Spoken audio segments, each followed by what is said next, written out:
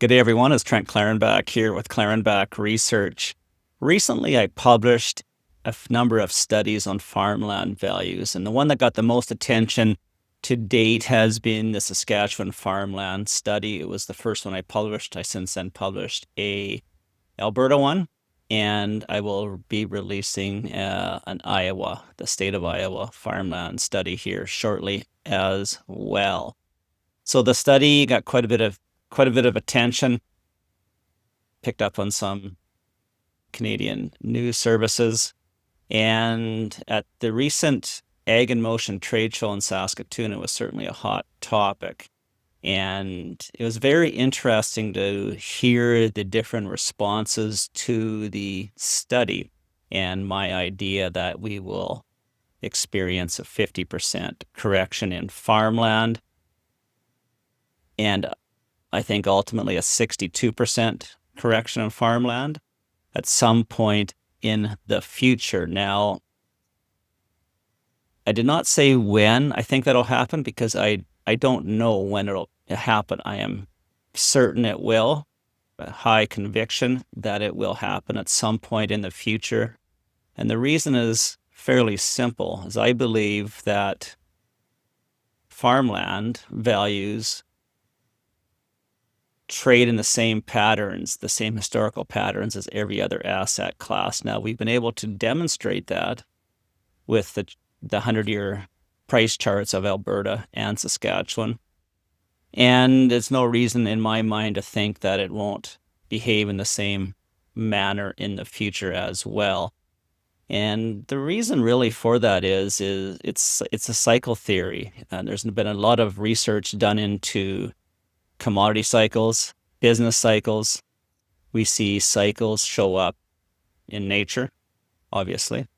We see cycles show up, well, in business. There's ups and downs. There's periods of bullishness and periods of when there's bears, there's bull markets, there's depressions, there's recessions, and these events, well, they're predictable, but not, we know they're going to happen. We often just don't know when they will happen.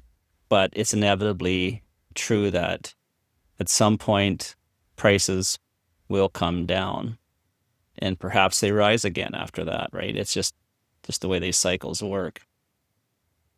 Now, I won't get into commodity cycle theory. There's been a lot of research and studies done on this. Kondratiev is one of them. Cycle theories usually have a wide range in duration, and some are, there's 5 to 7 year cycles, there's 3 year cycles, there's 46 to 60 year cycles. So it's very tough to predict when these cycle changes will happen. But again, I think it's fairly foolish to anticipate or believe that they won't happen again in the future. Now, each one of these cycles, whether they're going up in value or they're going down, they're really driven by catalysts. There's going to be some catalysts that'll happen in this.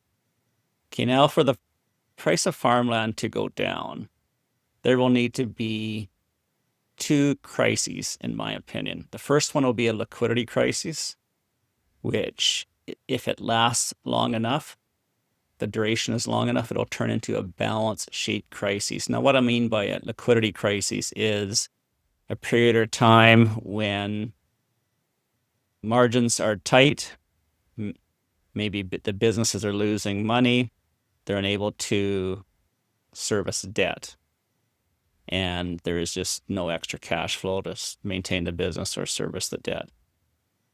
And again, with enough time lapse and a long enough duration, this will often lead into a balance sheet crisis. And now a balance sheet crisis is when the balance sheet erodes to the point where financing is cut off or loans are called. And we've experienced that at different times, and I would say in every business, every industry to date. At some point, they ran into liquidity crises, and often, and sometimes, maybe even often, turn into balance sheet crises. And then we just kind of rinse and repeat and we go through that cycle. And eventually liquidity improves and balance sheets do also, and the cycle repeats itself. So I get asked, Trent, why do you think farmland values will go down? Well, the simple answer is because assets and businesses move in cycles, and chart patterns, in my opinion, are very similar across all asset classes. But for land values to drop, catalysts are required. Now, I'll talk about 7 different catalysts that will contribute to a decline in farmland values. Now, they don't all have to trigger, and maybe it's one or some combination of these 7 that I believe will be a catalyst for a drop in farmland values at some point in the future. Now, the first one is very obvious. The first one is low commodity prices. Low commodity prices erode margins, affecting profitability and debt serviceability. Now, we've certainly seen a haircut in grain and oilseed prices from their highs of a few years ago. From my understanding, that's definitely changed the profitability of businesses from a few years ago. And it's something to be wary of, I guess, or to be aware of, that commodity prices don't always travel up and to the right. They will go down and to the right and drop in value. And just because we had high values at one time does not mean they will return to that level anytime soon. The big questions are if and when. And there's a saying in the industry, what doesn't scare you out will wear you out. So low grain prices can really wear you out over a long period of time. And it's something to be just be aware of, that the old highs don't necessarily make the new lows. And it's tough to predict where the commodity prices are going. My own opinion as of today, being in the end of July 2025, that grain oilseed prices have lower to go for a period of years. Doesn't have to happen. The market does not care what I think. But the chart suggests that we have a continuation of this downtrend until the trend changes. Now, I've talked about this in red wheat, where perhaps we're in a stage 1 accumulation, and maybe maybe the prices have bottomed and we will enter into a stage 2 markup. But we can go sideways in the stage 1 accumulation for a lot of years, and before we go into a start of a new bull run. But low commodity prices will erode profit margins and affect debt serviceability. So you want to be aware of that catalyst. That could happen. The second one is a rent to loan ratio that I've become aware of. Now, I'm sure there's different rents, different parts of the country for different land types, soil types, business situations. But my understanding is on a new purchase, the rent is approximately half of the cost of ownership of that new purchase. So if interest rates and principal are at $200 or $240 an acre, expected land rent, I've been told, can be between $100 and $150 an acre. So to me, I find that divergence interesting, where the cost of ownership is approximately twice that of the interest earned on that investment. So where my mind goes is that divergence, that distance between the two of them needs to get narrower. Now, it can happen in two ways. Rents could go up, bringing rents more in line with the cost of the ownership, or the cost of ownership drops down towards the rent. And that can happen through lower interest rates. But the biggest catalyst to move that needle would be drop in land values. So if land values drop, then that brings them more in line with the rents. Probably going to drag rents down too if that's the situation. But nonetheless, I find that divergence interesting. I haven't done a historical study to see where that lies, but it looks like it's easier to or cheaper to rent than it is to own at the moment. And yeah, my mind just goes if it's twice as much, if we can, needs to get in line and drop land values. Maybe that ratio gets within 25% of each other. We're looking at maybe a 50% drop in land values on that alone. That's just something to consider. Don't criticize my math. These are all generalizations. They're to make a point and not to be scrutinized. But you can kind of get the sense that land values have the potential to drop to get more in line with rent values in that situation. There's always two scenarios. Land rents could go up or prices come down. Basically, how those two are going to diverge on one another. The third catalyst, which I look at, is interest rates. Now, interest rates are low, and they have been for a solid generation. When I graduated university in the early 90s, I was able to get a loan for a pickup truck for single digits.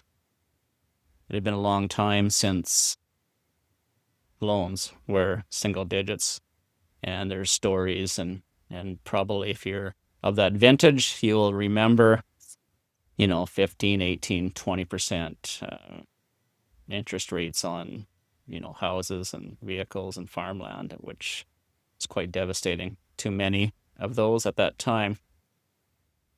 What I did is I did a little interest rate scenario. I used Grok AI to complete this because it's quicker and probably better at math than I am. But what I did is I ran a couple different scenarios. I took a 4% interest rate on a $800,000 loan and figured out what that payment would be.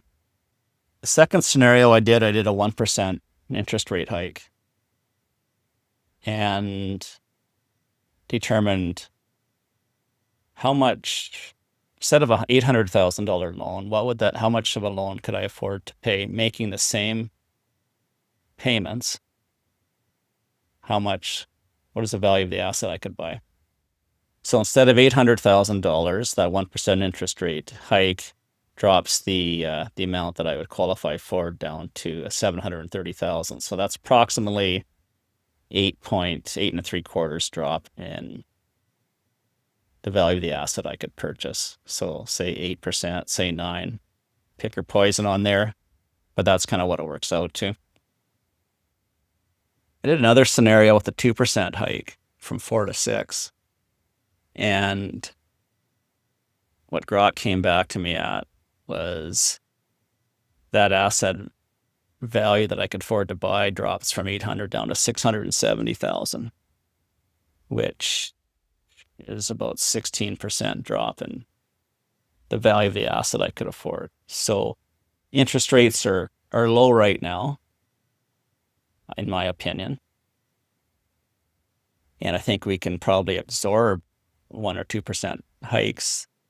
It's just the challenge is the difficulty, in my opinion, grows exponentially the higher the interest rates are. We're at a period of low interest rates, but they start to rise. When I look at the 10-year bond yields in both the United States and Canadian markets, they're showing signs that they could be moving higher. And it's something to be conscious of. I'm looking at 5 and 10-year bond yields and determining whether I want to finance a commercial loan I have.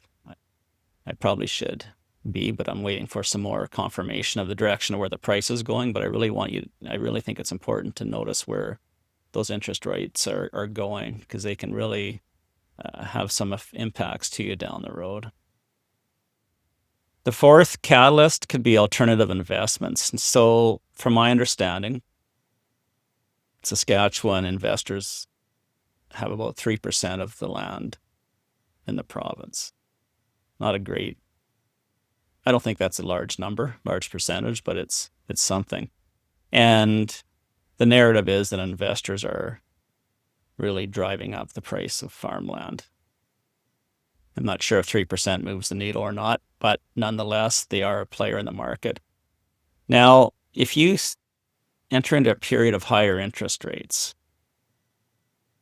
then other investments will become more attractive. Now, part of the reason why we've seen such large amounts of venture capital being raised, why we've seen such interest in farmland, is because lack of alternative returns. So basically, investors are going to chase returns. When you have periods of, no risk, double-digit returns, those are fairly attractive to a lot of people. But when you're a period of low interest rates, and people will look for returns, get a 5% return on their rent, for example, farmland rent. Now, I remember 15 years ago that was attractive to some significant investors in this province. Buy some farmland, rent it out. They're happy with their 5% return. I think it was maybe 6, maybe even as high as 8 initially. Then it got down to 5. My understanding on a new purchase, that rate of return is somewhere between 1% and 3%. So again, not super attractive when the rate of inflation when the goal of the central banks is 2% inflation rate, and we've arguably been higher than that in the last period of time. So we really have to bank on that appreciation of the asset value, which has happened in farmland. I think last year was 13%. To me, that's an incredible rate of appreciation of the asset value. So, I think too, when you're seeing assets increase by 13%, I'm not too sure you're concerned about how much rent you're getting. Get 3%, you're probably happy with it, right? So yeah, so you want to be aware of that. That could be another catalyst. I don't think that's the main driver, but it could be another catalyst. The fifth one here is probably a little more controversial, but it's this huge boomer wealth transfer. So we have a lot of our parents, or a lot of landowners are, in their late 60s, 70s, even in their 80s. And, they're at some point, their assets, their estate will get transferred out to other people. And, I suppose if you have one child and that child's a farmer, there's probably no real threat of that land selling anytime soon. But if there's multiple children, and maybe the children aren't farming, their ties to the land aren't the same. And if your family is a wage earner in an urban setting in a city, and you haven't been to the farm in 30 or 40 years, or you haven't been farming for 30 or 40 years,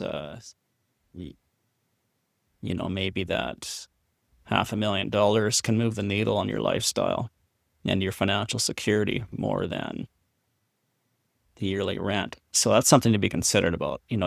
I look at these numbers and I just wonder if there's going to be increased supply coming to the market at some point. Now, we've been talking about this for a number of years, but as the population and the landowners get older, I think that increases the likelihood of that happening. Number 6, and I spoke about this at Unity. I was asked what I thought. The panel was asked, I believe, what was a threat to agriculture or farmland. And my response at that time was government policy.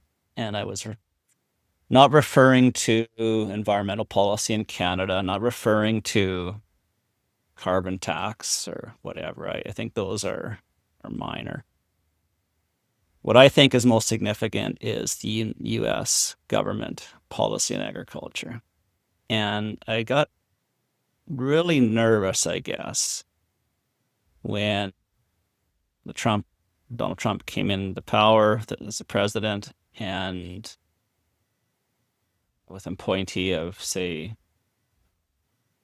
Mr. Kennedy, and just with some of the discussion on healthy food and whatnot. I think there was a Secretary of Agriculture, to my understanding, had some comments about maybe some sustainability or healthy food, maybe the corn mandate. I can't remember now, but I really got nervous with these appointees that Donald Trump was making. But I really got nervous and took some interest in some of these appointees to the Trump administration and their public comments regarding agriculture. And particular of interest to me is the U.S. ethanol mandate, which I do not profess to be an expert in. And I don't plan to be. But when I hear some high-level statistics, this is a few years old now, and I think it's higher now, but I remember hearing that 40% of the corn grown in the United States was used for ethanol. So basically went into your fuel tank. Bit of a hyperbole, but nonetheless, if 40% of the fuel goes into a fuel tank and that mandate gets reduced or canceled by way of drill baby drill, I don't know what the likelihood of this is happening is, but to me that's a significant threat to agriculture and farmland prices if it happens. Now, I don't know what the percentage or possibility of that happening is, but I mean, if you take 40% of those acres, drop the price of corn by 25%, which my back of the envelope number showed that's what happened when the mandate became widespread, and they'll drop the price of corn, which probably drops the price of every other commodity in ag. And those acres will likely be shifted into something else, which of course increases the supply of those crops.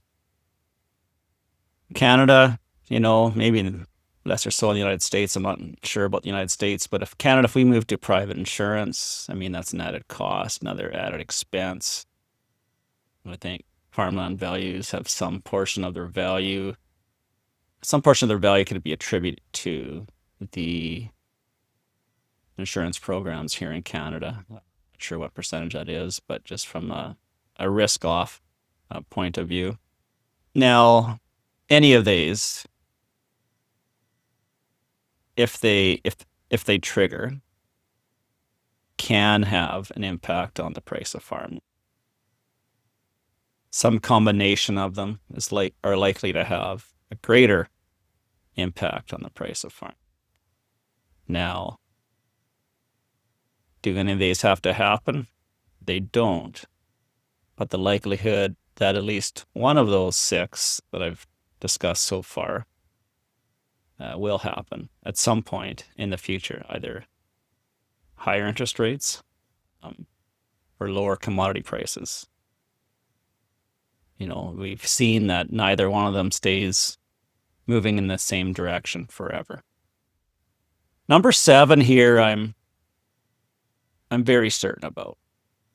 And you're probably aware of our declining birth rate, not only in Canada, or North America, or the United States, but certainly around the world in most developed countries. Now, there's obviously some African countries who have birth rates that are above their sustainability rate, but those countries are few and far between. And the high-level research that I do, again, it's high level, is that we will experience peak population around 2077, maybe 2084. And yeah, I've seen even year 2100. So that's 3 generations away, 2 to 3 generations away. And, with the declining population, and some of these models are quite extensive. So if you take a look, just for an example, I use Korea because I think it's an extreme case, just to make a point. South Korea, from my understanding, their birth rate supports a 95% drop in population by the year 2100. That's a report that I've seen. Without considering immigration or maybe some government policies that increase the birth rate that could be implemented, but that's the current forecast, just based solely on the birth rate. Now, when this explains why some countries have an aggressive immigration policy, but that's another topic, another day. So the population decline it's inevitable at these current rates. Population decline in the world is inevitable at these current rates, and with that becomes less mouths to feed. So again, that's 2 or 3 generations out before we have peak population, but something to consider. 50 years takes us back to 1970s, which was the start of the commodity boom, early 1970s. And 70s takes us back to World War II. Actually, no, it takes us 10 years. It takes us back to the 1950s, which was another boom time for commodities. So it's a long time, right? And I hope to be alive in 50 years, but it's going to be, we'll see if that happens or not, right? So those are some things to consider before we dismiss the idea that land values can drop. So just a quick rehash. Number 1, low commodity prices. Number 2 is the rent to loan ratio, as I understand it. The divergence, in my opinion, needs to narrow. Interest rates. We've come through a period of low interest rates. They're starting to rise. Will that continue? We don't know.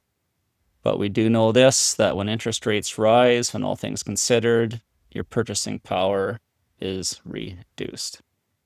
Alternative investments, again, could affect, higher interest rates could affect investor demand, greater returns elsewhere, more attractive than farmland, could change investor demand. I call it number 5, the boomer wealth transfer, which again is inevitable. And what that looks like remains to be seen. Government policy is number 6. There's no indications any of these ideas of move to private insurance or changes to the U.S. ethanol mandate is going to happen that I'm aware of, but we want to be aware of that possibility. Certainly in a situation where government spending really needs to be reduced, and that might be one area that they look at. And number 7 is the population decline, which unless something drastic changes on this world, on this planet, we are poised to have peak population somewhere maybe between 2077, 2084, maybe 2100, and then a decline after that, just based on declining birth rates. My name is Trent Klarenbach. I hope you enjoyed this little commentary. Leave some comments on the video and like and subscribe. Look forward to hearing from you. Have a great day.